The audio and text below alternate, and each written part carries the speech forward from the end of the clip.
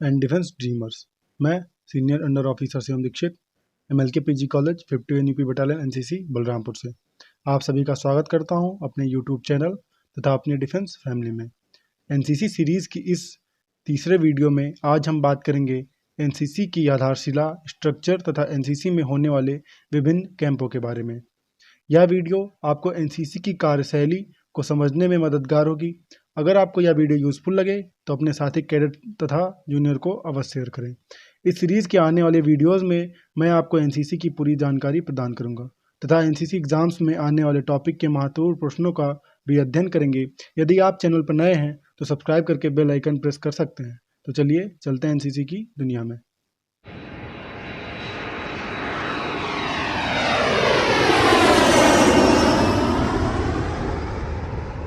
जैसा कि हम सभी जानते हैं, NCC रक्षा मंत्रालय के अंतर्गत आती है, जिसका मुख्यालय दिल्ली में स्थित है, जिसका कार्यभार लेफ्टिनेंट जनरल या समकक्ष रैंक के अधिकारी संभालते हैं।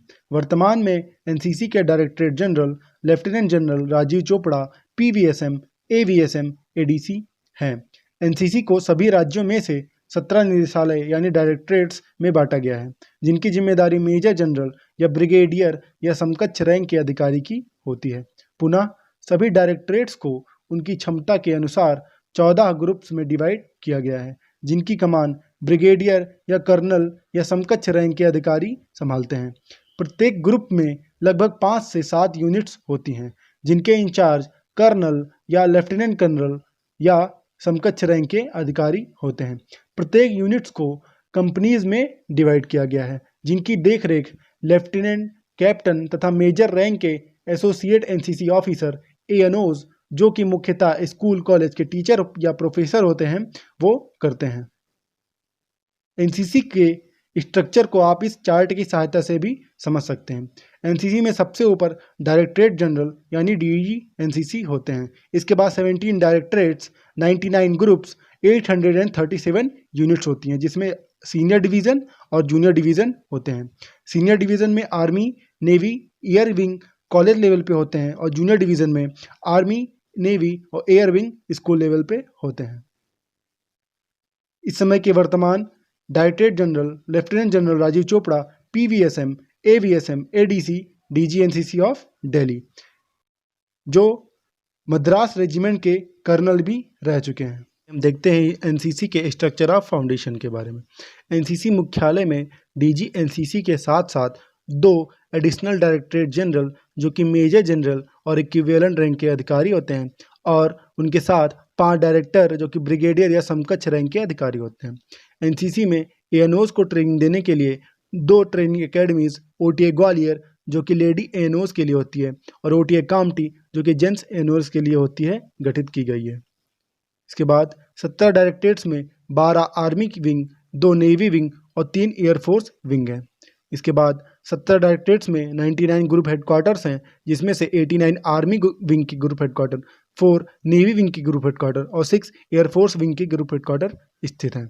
इसके बाद टोटल 837 यूनिट्स हैं, जिसमें से 700 यूनिट्स आर्मी विंग की हैं। इसमें 398 इन्फेंट्री बटालियन की, 108 गर्ल्स बटालियन की, 22 आर्मर्ड की, 23 आर्टिलरी बटालियन की, 14 सिग्नल्स कंपनी की, 13 इंजीनियर्स कंपनी की, 13 medical battalion, 21 remount and veterinary battalion, 108 electronic, 23 com company, 46 boy company और 11 गर्ल्स कंपनी है। 837 यूनिट्स में 73 नेवी यूनिट्स हैं, जिसमें से 1 टेक्निकल, 1 मेडिकल, 1 डॉकयार्ड और 70 नॉन टेक्निकल यूनिट्स हैं।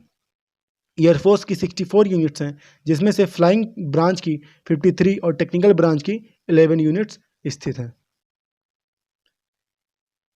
2 ट्रेनिंग एकेडमीज जिसमें ANO को ट्रेनिंग दिया जाता है, जो कि हम पहले ही बता चुके हैं, OTA कामटी और OTA ग्वालियर।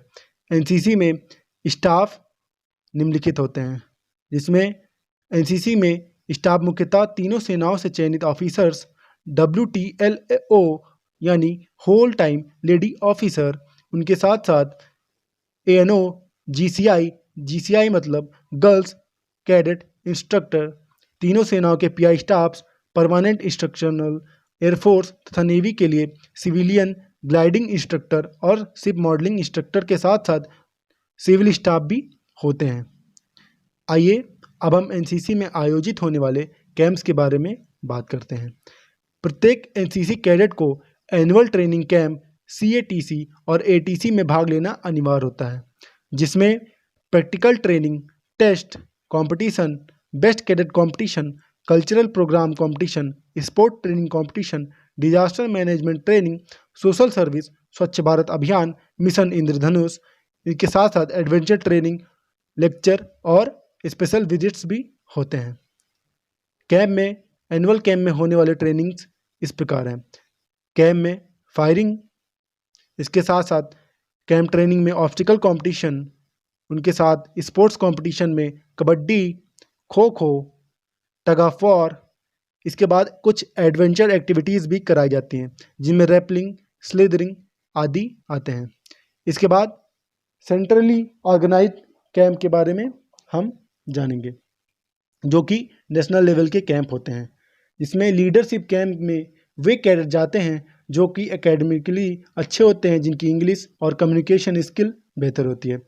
जिसमें नेक्स्ट है एडवेंचर कैंप्स, जिसमें rock climbing, trekking, mountaineering, skiing आदि कोर्स होते हैं, जिसमें शारीरिक रूप से बेहतर तथा इंग्लिश राइटिंग और स्पीकिंग में अच्छे कैडेट्स भाग लेते हैं। इसके बाद है थल सैनिक कैंप, जिसमें सभी क्षेत्र में सक्षम और काबिल कैडेट्स का चयन शूटिंग और 6 अलग अलग इवेंट्स में रैंडमली होता है।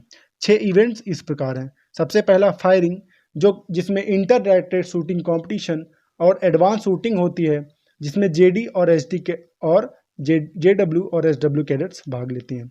इसके बाद ऑब्स्टिकल ट्रेनिंग कंपटीशन यानी ओटी, मैप रीडिंग कंपटीशन यानी MR, judging distance and field signal competition यानी जेडीएफएस, हेल्थ एंड हाइजीन कंपटीशन यानी एचएनएच। इसके साथ साथ टेंट पिचिंग और लाइन एरिया मेंटेनेंस कंपटीशन भी होता है।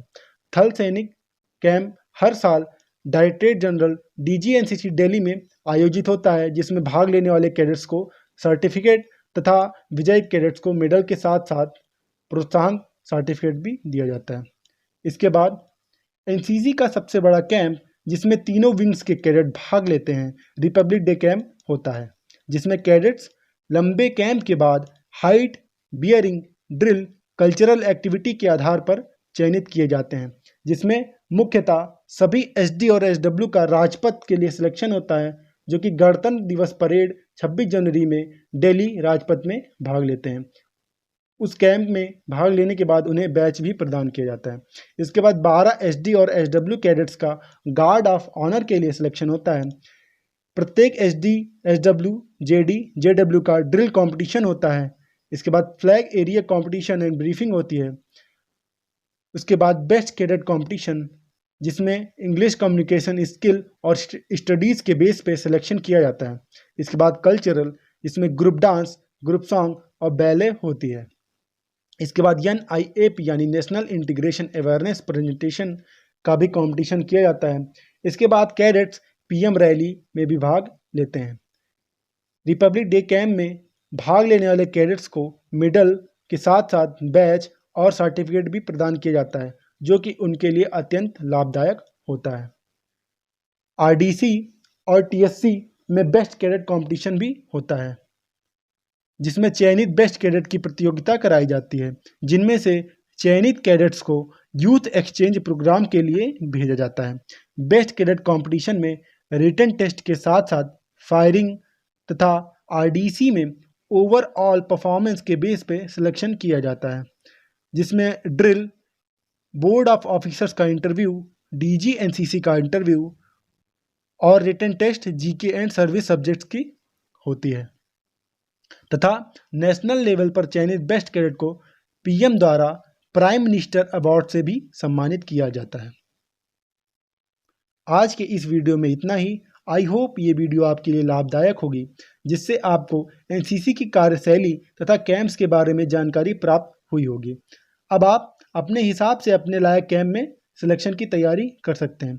इस सीरीज़ के नेक्स्ट वीडियो में हम कैडेट्स को मिलने वाली स्कॉलरशिप और अवार्ड्स के बारे में जानेंगे। NCC के आने वाले वीडियोज़ में हम NCC एग्ज़ाम्स में आने वाले टॉपिक्स को एक एक करके कवर करेंगे, जिसमें सबसे पहला वीडियो ड्रिल का आपको जल्द ही मिलने वाला है। तब तक के लिए थैंक यू। जय हिंद, वंदे मातरम।